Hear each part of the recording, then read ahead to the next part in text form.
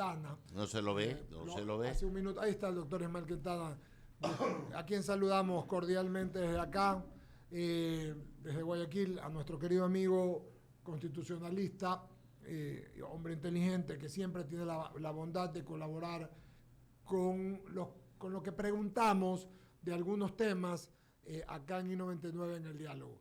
Javier Segarra, si usted nos hace la gentileza, arranque usted con el doctor Quintana y los temas que vamos a preguntar hoy día, básicamente con el tema de la indagación al presidente de la República que se va a llevar a cabo y del que podemos conversar en este momento, por favor, querido amigo. Javier Segarra. Gracias, Eduardo. Doctor Quintana, ¿cómo le va? Buenos días, un gusto tenerlo en la plataforma. Si activa el audio sería bueno. Tiene el micrófono cerrado, doctor Ismael. Ahí está. Ahora sí. ¿Cómo le va? Buenos días, doctor. No sé si es su internet o el mío, pero no le escucho bien. A ver, Eduardo, sí. Sí, entonces arrancamos acá. Acá sí nos escucha, doctor. Sí, a ustedes sí, pero a Javier no le escucho. Ya, ok. Entonces arrancamos nosotros, no hay problema. Óigame, lo saludo, como le decía hace un momento, y arrancamos con este tema de los argumentos ¿cuáles son los argumentos que debe tomar en cuenta la Fiscalía en el proceso de investigación contra el presidente Guillermo Lasso, quien ha dicho muy claramente que él colaborará con todo lo que le están solicitando? Por favor, doctor Quintana.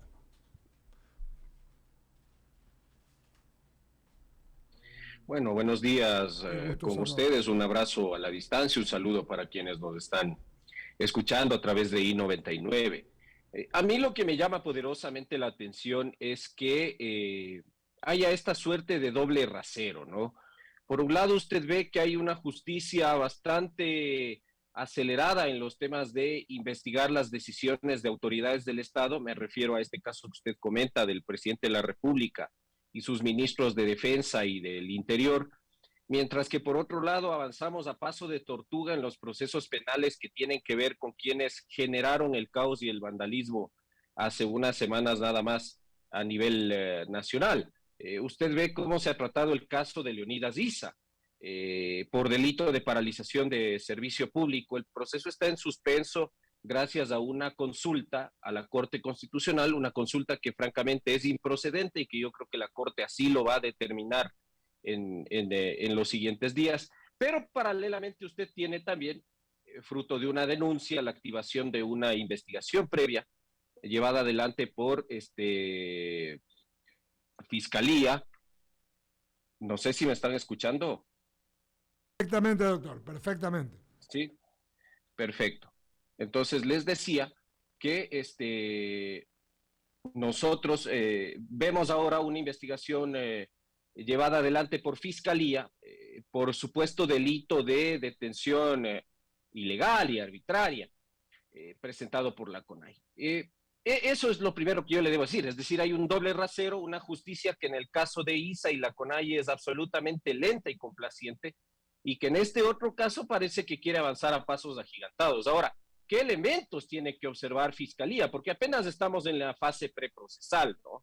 En estos casos, Fiscalía precisamente tiene que recabar indicios que le pudiesen llevar a la conclusión o de que de esos hechos investigados hay delito o de que no, y con lo cual podría concluir también con un archivo de esta investigación previa, que es francamente lo que yo creo que debería ocurrir mucho más cuando la detención de Leonidas Issa, en el contexto en el que todos sabemos que se dio, fue calificada como legal, es decir, la flagrancia se calificó por parte del juez competente allá en La Tacuca y fruto de eso se lo llevó al procedimiento directo precisamente por tratarse de un delito flagrante y por tener una pena privativa de libertad que no supera de los 5 años. Es decir, en esto yo no veo realmente ya luego de la calificación de la flagrancia que se pueda seguir sosteniendo que la detención de Leonidas Issa o la aprehensión de Leonidas Issa fue arbitraria, ilegal, ilegítima, y que eso pudiese ocasionar una responsabilidad penal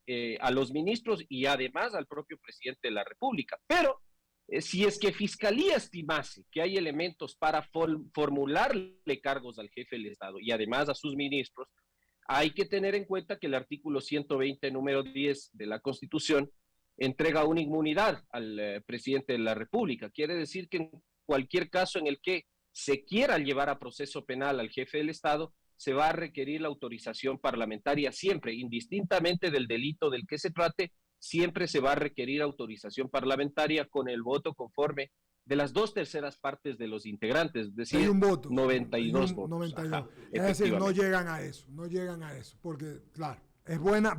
Difícilmente. Buena, sí, muy difícil. Sí, es muy bueno el análisis. Pero lo que usted dice es verdad, ¿no? Hay doble rasero, es decir, doble estándar, doble discurso. Por un lado lo uno muy rápido y por el otro lento lo otro, cuando la justicia debe ser igual para todos. Y yo coincido plenamente con usted en eso. No obstante, cuando pasa esto, yo me pregunto, doctor Ismael Quintana, y es, verdaderamente la justicia pura como tal, como la aprendimos en la universidad y como la soñamos, no existe, pero por lo menos deberían haber formas para que todo avance igual y que las cosas sean por lo menos de forma, si ya no de fondo, por lo menos dar, como bien cita usted y coincido yo, por lo menos dar la idea de que todo es igual para todos y no a unos que tengan VIP y otros que sean normales, ¿no? A ver, sí, lo que pasa es que acá estamos viendo la política de que los pájaros disparan a las escopetas. Me explico. Usted puede tener pseudo dirigentes indígenas que pueden paralizarles servicios públicos, que le pueden cerrar carreteras, que le pueden cerrar pozos petroleros, que pueden poner alguna especie de contaminante en el agua potable. Gente que además puede atacar convoys militares, ¿no es cierto? Gente que puede asesinar miembros de la fuerza pública, lo que pasó acá en San Antonio de Pichincha, lo que pasó en Xuxupindi hace semanas nada más, pues que parece que ya nos hemos olvidado de todo eso, ¿no? Y usted tiene esta gente, ¿no? Que comete esta clase de actividades o que llama a sus seguidores a cometer esta clase de actividades, es decir, que los incita a hacerlo. Y resulta que esta gente ahora es la que está sentada en la mesa, nada más y nada menos que negociando con el gobierno para definir las políticas económicas, de educación, hidrocarburífera, minera.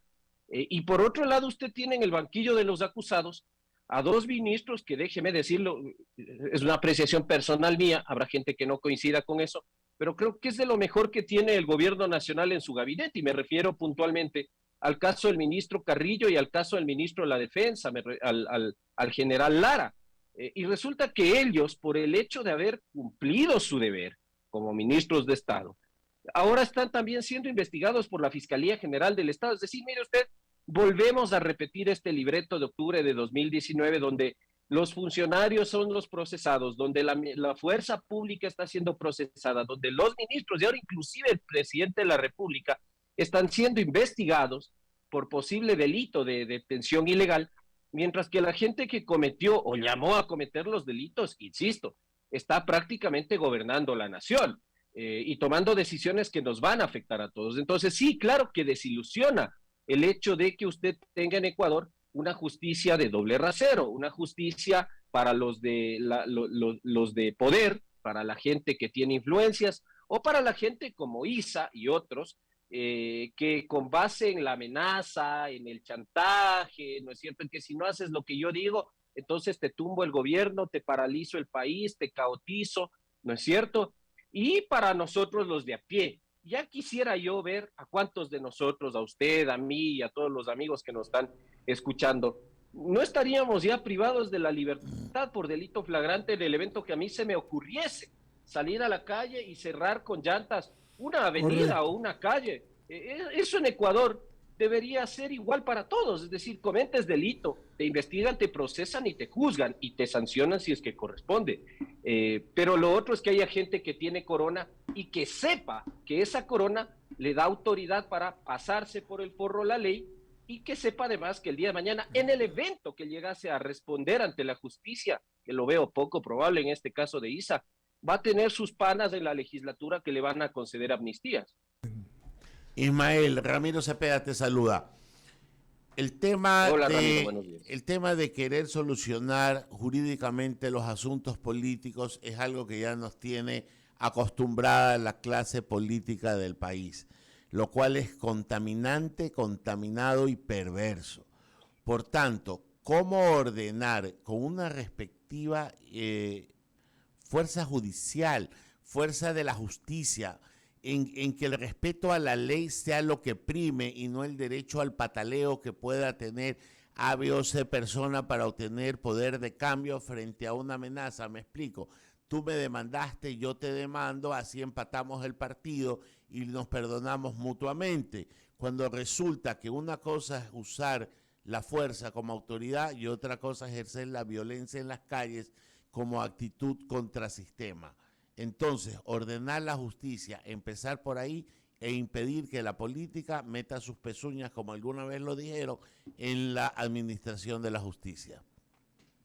Eso va a ser bien difícil, Ramiro, y hay que aterrizar en la realidad. Nosotros, por nuestras venas, lamentablemente, no corre ese líquido que se llama respeto a la institucionalidad y respeto en este caso a la independencia del Poder Judicial. De tiempo en tiempo salimos con esa frase que usted ahorita citaba y citaba muy bien, la metida de las manos o las pezuñas en la justicia. La gran pregunta es realmente, por ejemplo, con el Consejo de la Judicatura que actualmente está en funciones, ¿podemos nosotros creer que hay una justicia realmente independiente, tanto en lo interno, es decir, independiente de las amenazas y presiones del propio Consejo de la Judicatura, como en lo externo, es decir, presiones, chantajes, amenazas, injerencias de otras instituciones o poderes del Estado? La respuesta es no. Vea los audios que han salido y han circulado en estos días o semanas respecto a cómo los vocales del Consejo de la Judicatura, por ejemplo, aquí en Pichincha, presionaron al presidente de la Corte Provincial. Ventajosamente eso no se dio. Presionaron para que conceda ese recurso de apelación a Guadalupe Llori. El otro día, hace un par de días nada más, escuchaba otro audio donde ya se acusa al vocal Muñoz de estar metiendo las manos en el tema de las notarías y de la designación de ciertos jueces. Entonces, vea, el Consejo de la Judicatura, con el poder que tiene, no contribuye institucionalmente a lograr lo que todos buscamos, que es finalmente que los jueces obren con independencia, con imparcialidad y con competencia, que además es una garantía del debido proceso. ¿Aspiraríamos a eso? Claro que aspiramos. ¿Podríamos llegar a eso? Claro, cuando haya voluntad política de respetar a la función judicial, cuando cada gobierno de tiempo en tiempo no utilice, en este caso al Consejo de la Judicatura, como botín político para, a través de los miembros del Consejo de la Judicatura, incidir en las decisiones que tiene que tomar el Poder Judicial, o en este caso los jueces, se supondría de modo independiente. Entonces, fíjese usted que estas fórmulas que tanto acusábamos en el pasado al Consejo de la Judicatura de Gustavo Yalc, por ejemplo, en las épocas de Correa, hoy básicamente se están reproduciendo.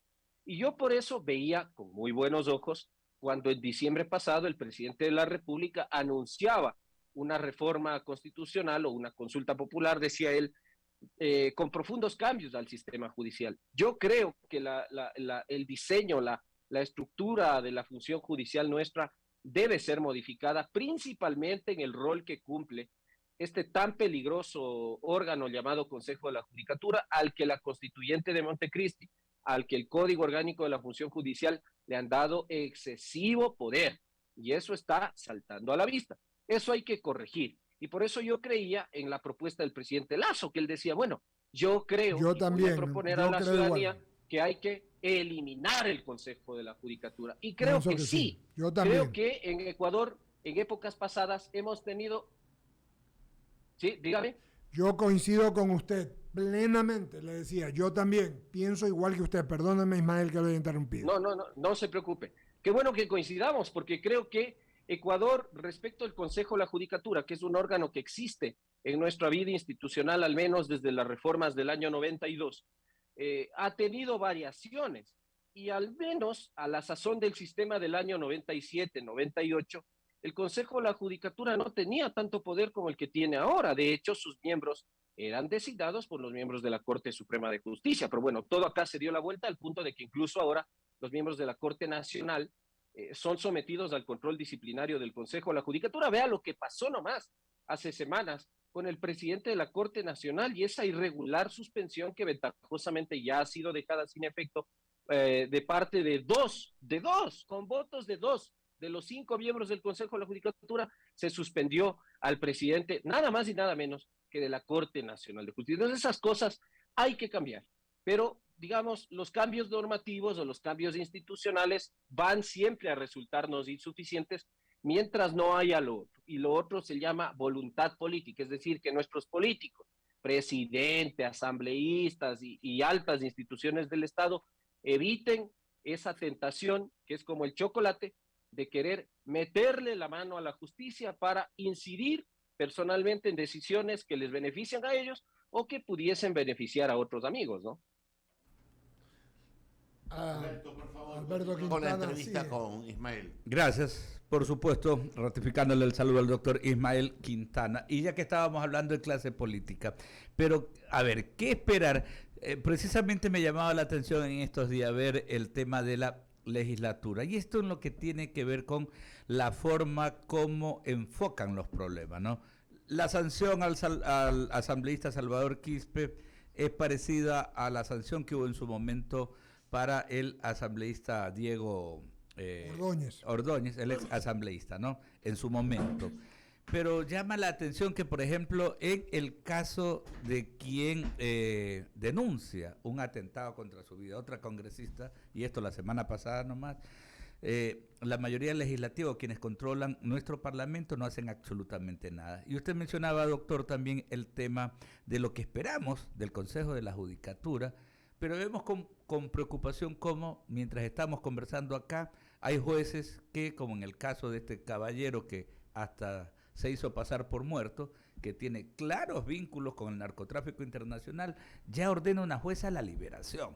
O sea, llama la atención toda esta forma tan escandalosa con la cual se manejan los procedimientos desde el plano político y también las decisiones jurisdiccionales, doctor. Y la pregunta es, ¿la sociedad está abocado a todo este caos en el manejo, en la forma como maneja la clase dirigente las cosas acá en el país, en un momento tan trascendental en que se han identificado al menos 7 grupos subversivos, irregulares por cierto, que están operando en nuestro país? Realmente el panorama es bastante preocupante, ¿no?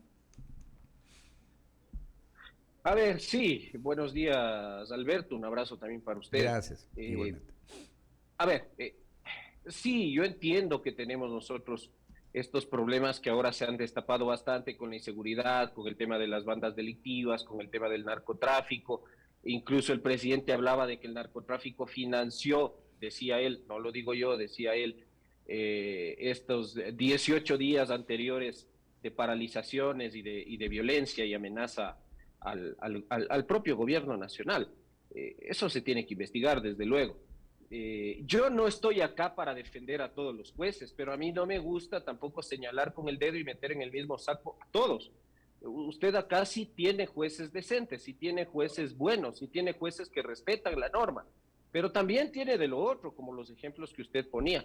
Para esos casos precisamente es que debería ejercerse, y con todo rigor, la facultad disciplinaria del Consejo de la Judicatura, pero esa facultad debería ser ejercida dentro del marco de la propia ley. Entonces sí, cuando hay corrupción judicial, cuando hay incorrección por parte de algún administrador de justicia, para eso están las potestades sancionadoras del Consejo de la Judicatura y las diversas infracciones administrativas que se tipifican en el Código Orgánico de la Función Judicial.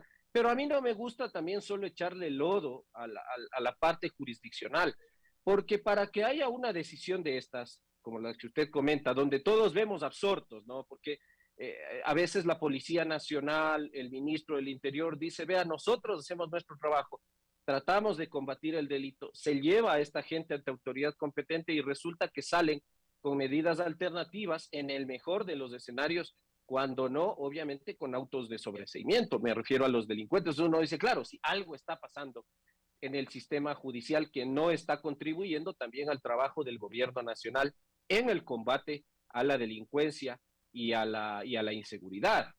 Pero también tenemos que preguntarnos qué está pasando en Fiscalía, porque a la larga en medio de estos dos polos, como son los jueces y también la Policía Nacional, usted tiene un actor fundamental en el tema del proceso penal, que es la Fiscalía. La Fiscalía es la dueña, es la titular de la acción penal pública, según el 195 de la Constitución. ¿Qué está pasando con nuestros fiscales?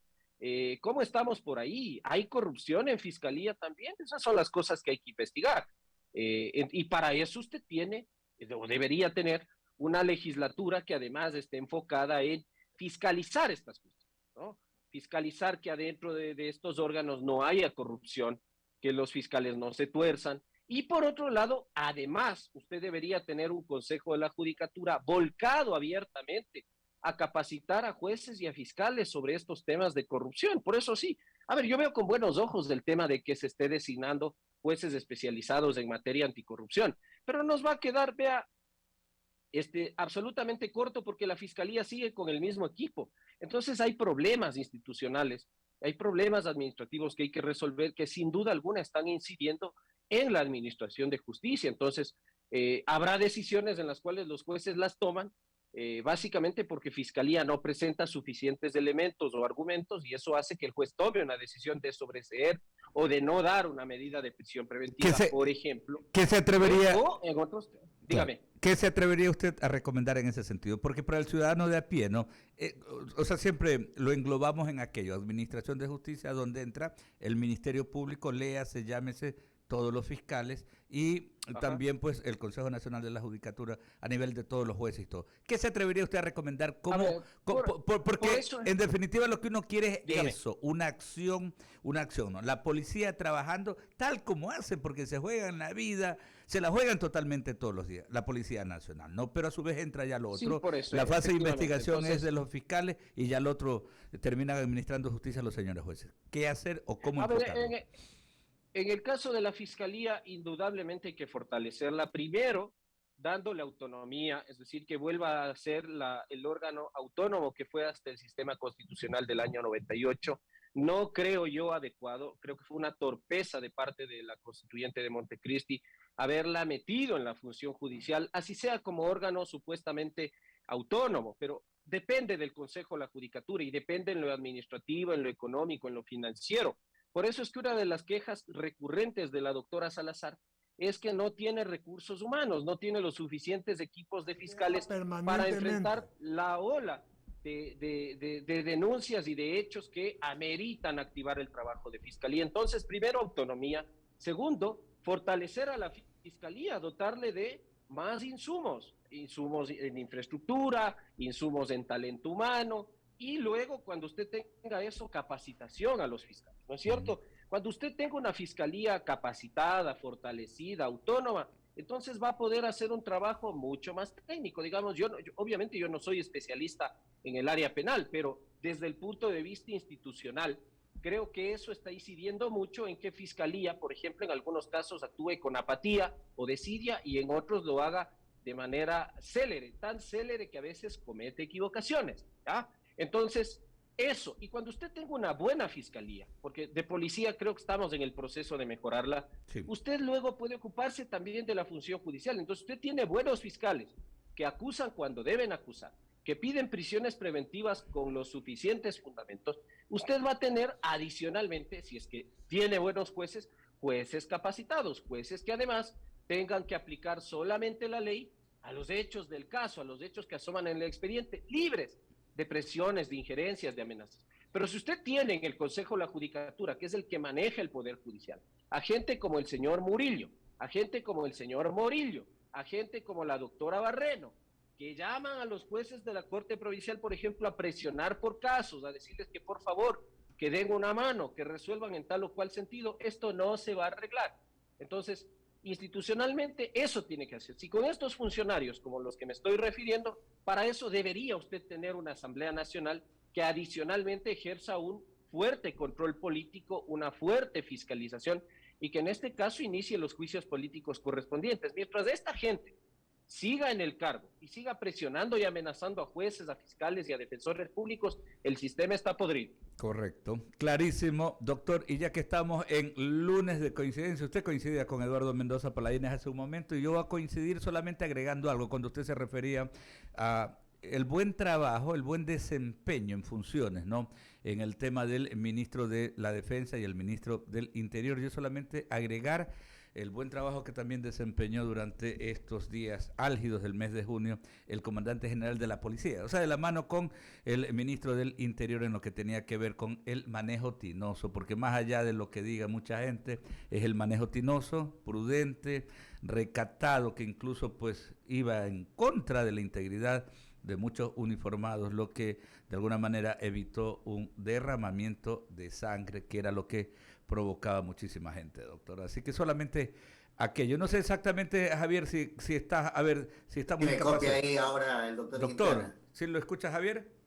Sí, ahí le escucho, le copio. Qué bueno. Gracias, doctor. Bienvenido nuevamente y buenos días. Solamente una pregunta. ¿No cree usted que esta constitución actual debería ser revertida en su totalidad? Porque cuando hablamos de la función judicial, de la situación del Ejecutivo, de la Asamblea, del Consejo, o sea, todo ha sido un relajo en este país con esta constitución aprobada en Montecristi. ¿Por qué no un referéndum que se diga quieres volver a la constitución del 98? A ver, porque eso constitucionalmente no es posible. Y no me refiero a que no podamos adoptar la Constitución del 98, pero verá, ojo, que con cuestiones, y le voy a poner un ejemplo, con la Constitución del 98, el presidente de la República ahora sería expresidente, porque el Congreso podría haberlo cesado con mayoría simple, por si acaso. Entonces, cuidado con esos anhelos también de volver a la Constitución del 98. Verá que le estoy poniendo un solo ejemplo.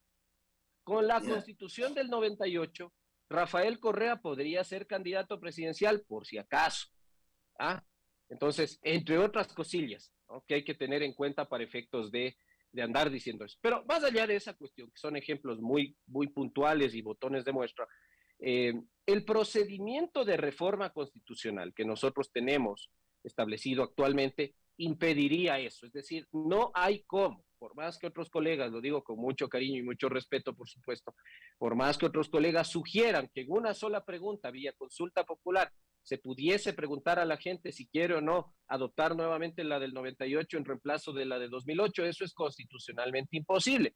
Porque para que usted sustituya, es decir, cambie un texto constitucional por otro, usted tiene primero que llamar a consulta popular para preguntarle a la gente si quiere que se instale una asamblea constituyente. Segundo, ganar la elección de asamblea constituyente. Tercero, que se instale la constituyente. Cuarto, que esa constituyente redacte, aunque sea volver a redactar los artículos de la Constitución del 98, tal vez adaptándolos ya a nuestra actualidad, y con base en eso, luego el referéndum para que sea la ciudadanía la que diga si aprueba o no ese texto constitucional. Pero mire, la Constitución de 2008 en mucho reproduce bastantes cosas en la parte orgánica, al menos del texto constitucional, de la del 98. Entonces, a ver, yo no soy partidario de andar cambiando textos constitucionales por otros, ¿no? Yo sí soy de los que cree que a las constituciones hay que darles cierta estabilidad y cierta durabilidad. Ahora, que hay torpezas en la Constitución 2008, sí. Que hay experimentos fallidos, como los han reconocido los propios asesores de la Constituyente de Montecristi, sí. Por ejemplo, Consejo de Participación Ciudadana. Por ejemplo, Consejo de la Judicatura. Por ejemplo, el sistema de elección simultáneo entre presidente y Asamblea Nacional. Por ejemplo, poder excesivo de la Corte Constitucional, que ahora parece que ellos son los que gobiernan. 9 gentes nos resuelven los problemas políticos y sociales del país. Eso no puede seguir pasando. Entonces, ¿que hay cosas que cambiar? Sí. Si usted me dice, no creo que deberíamos ir a una constituyente, creo que sería una apuesta muy arriesgada, además, para un presidente que tras esta crisis tiene una evidente debilidad política. Pero más allá de esas consideraciones, porque creo que no es conveniente, ¿no?, para nuestra estabilidad institucional. Pero sí, y ojalá en algún momento el gobierno nacional de una buena vez se decida a ofrecerle a la ciudadanía un buen y profundo paquete de reformas constitucionales tendentes a corregir estos malos inventos del correísmo que se tradujeron en lo que hoy tenemos, ¿no? Estos 5 poderes del Estado, analizar si nos conviene o no tener este tribunal contencioso electoral, por ejemplo. Es decir, hay cositas que hay que corregir y que podríamos tomar de constituciones pretéritas, sí, algunas, otras no, que están vigentes ahora y que no conviene dejarlas de lado. Por ejemplo, los límites a la reelección. Por ejemplo, el régimen inhabilitatorio para presentar candidaturas, creo que hay que corregir, habría que retomar algunas cosas. Entonces, vea, si nos sentamos a hablar de eso, nos diríamos todo el día y seguramente don Eduardo nos va a matar. Entonces, algún rato podemos hablar de eso. Gracias, doctor. Doctor Ismael Quintana, un gran abrazo, qué gusto de saludarlo, siempre es un gusto. Y muchas gracias por su tiempo y sus conceptuosas y didácticas respuestas para que la gente lo pueda entender bien.